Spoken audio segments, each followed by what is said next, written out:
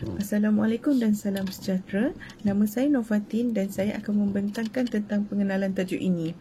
Seperti mana kita sedia maklum, iklan adalah sebagai satu ejen promosi dalam menyampaikan mesej dan maklumat kepada pelanggan. Namun begitu, ada setengah iklan memaparkan iklan yang berunsur seksualiti. Contohnya seperti iklan tuala wanita Libres, di mana iklan itu menonjolkan tubuh badan wanita yang agak ketara. Iklan juga kadang-kadang dijadikan sebagai bahan rujukan seksualiti bila iklan tersebut dipaparkan di kaca TV, dan bagaimana kalau anak kecil yang menontonnya. Dan terakhir, ia mencabar standard moral dalam perundangan iklan di Malaysia. Dan seterusnya, saya akan serahkan kepada kawan saya untuk membentangkan tentang isu dalam masalah ini. Okey, saya nak bincang pasal undang-undang yang berkait dengan gangguan seksual. Yang topik yang kita ambil gangguan seksual. Contoh periklanan tuala wanita. Okay, first of all, I just want to nak explain. Gangguan seksual digambarkan sebagai aktiviti seksual yang tidak diingini yang mengakibatkan gangguan variable, non-variable fisiologi dan fizikal. Okay. Selain itu, gangguan seksual juga bukannya berlaku pada jantina wanita sahaja. Gangguan seksual berlaku pada, tak kira jantina apa, semua jantina pun sekarang banyak kes kita boleh tengok kat Malaysia ni kan. So, undang-undang gangguan seksual dalam periklanan di bawah Seksyen 86 dan 130 Akta Pendidikan 1996, Akta 550. So dalam undang-undang ni, pengiklanan menyatakan bahawa sesuatu keterangan boleh diterima jika ia relevan kepada isunya. Selain itu, dalam akta tersebut menyatakan pengiklanan hendaklah mengandungi maklumat yang tepat, maklumat yang benar dan jelas. So, contoh sesuatu periklan kan. So, periklan, sebelum nak buat pengiklanan, kena mengambil kebenaran dulu sebelum nak buat apa-apa pengiklan lah, supaya iklan tu tidak menjadi sumber untuk perkara negatif. So, apa-apa dalam akta ni katakan supaya mengambil kebenaran dan membuat iklan yang betul, benar, jelas, supaya tidak berlaku any perkara negatif. Okay, selain daripada itu, menyatakan supaya tidak mengandungi pernyataan yang mengelirukan, macam confuse kan. So, setiap pengiklanan mestilah dia kena nyata pada direct to the point lah. Jangan mengelirukan penonton pengiklan tu. Okay. Halnya, undang-undang ni dikata membantu, dan undang-undang ini membantu supaya kita yang tidak seharus menyarankan atau membayangkan apa-apa produk yang ditawarkan di dalam melaksanaan kejantinan seksual. Okey, dan daripada saya. Sekian, terima kasih. Saya serahkan kepada pembentang seterusnya. Saya akan sambung dengan 2.0, isu yang berkaitan undang-undang komunikasi.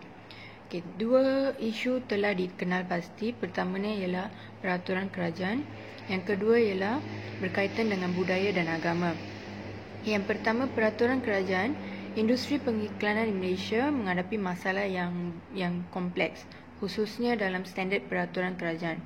Okay, peraturan kerajaan ini untuk mencerminkan tujuan pemikiran untuk mencapai kepribadian dan budaya Malaysia yang sesuai dengan nilai-nilai Islam, agama nasional.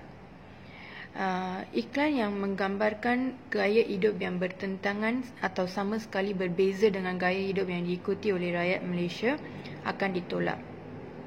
Pihak kerajaan menetapkan garis panduan ini supaya masyarakat tidak diatur untuk menerima semua bahagian budaya barat dengan tulus seperti pemandangan disko, berpakaian yang dicetak dengan kata-kata atau gambar yang menyampaikan mesej atau kesan yang tidak diingini, agenda yang intim seperti mencium antara orang dewasa.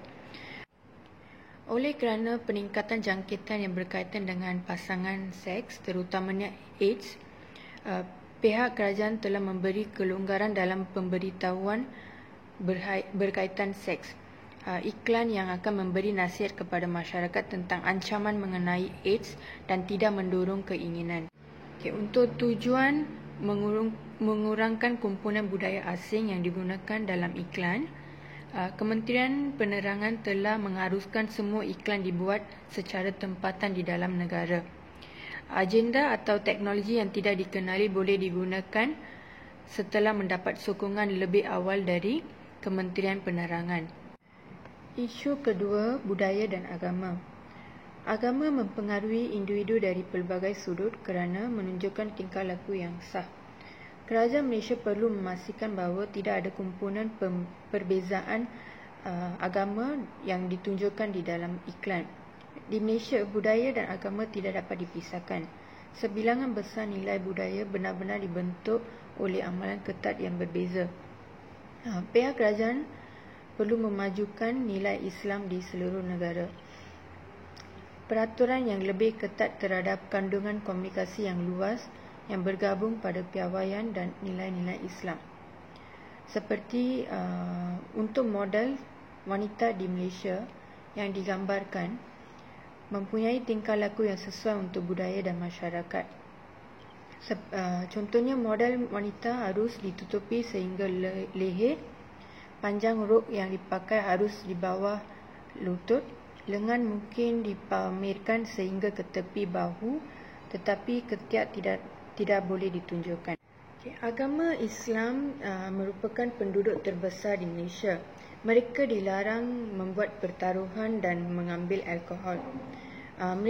Walaupun Malaysia terdiri daripada berbilang kaum, batasan ini terhad kepada komunikasi umum yang luas seperti televisyen dan cetakan yang difokuskan kepada orang Melayu.